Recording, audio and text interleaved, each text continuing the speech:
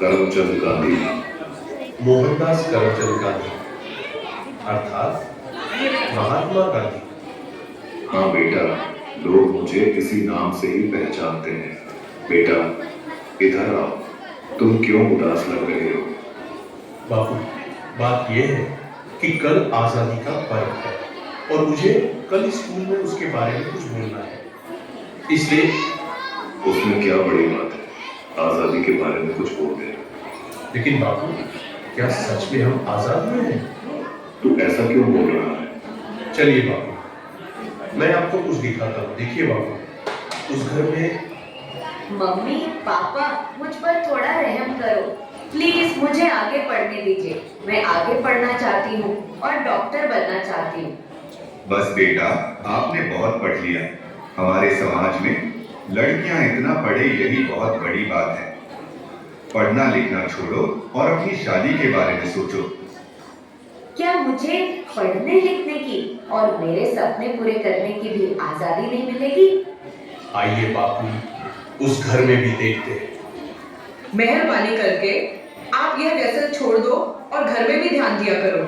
अब हमारे घर में खाने के लिए अनाज का दाना भी नहीं है। वह सब कुछ मुझे नहीं पता, बस मुझे पैसे दो। मेरा शरीर कांप रहा है और दिमाग काम नहीं कर रहा है। अब जल्दी पैसे दो, मुझे देर हो रही है। नहीं, यह पैसे मैं नहीं दूंगी। ये तो बच्चों की किताबें लेने के लिए रखे हैं। चुपचाप मुझे पैसे दो और यहाँ से हटो, मुझे जाने दो। हे ईश्वर, मेरे पति की इस व्यसन की आदत से मुझे कब आजादी मिलेगी?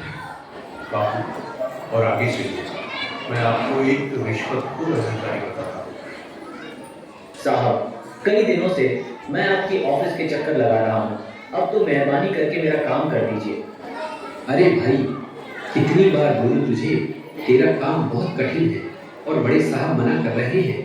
तुझे जो समझाया है ऐसे करो ना भाई।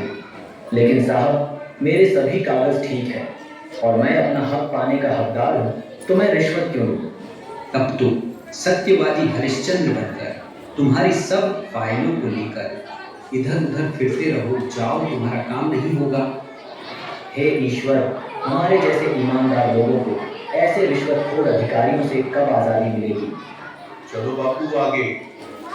अरे भैया, ठीक से तोल माप किया करो।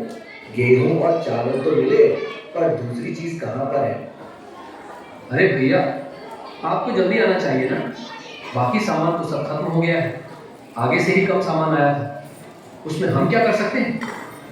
आपने तो कल ही सामान देना शुरू किया है, तो खत्म कैसे हो सकता है? अरे यहाँ से निकलो भैया, और लोग भी लाइन में राह देख रहे हैं। आपको जो शिकायत है वह बड़े अधिकारी से जाकर करें। हे भगवान, हम गरीबों को ऐसे अनाज की तस्करी करने वाले लोगों से कब आजादी मिलेगी?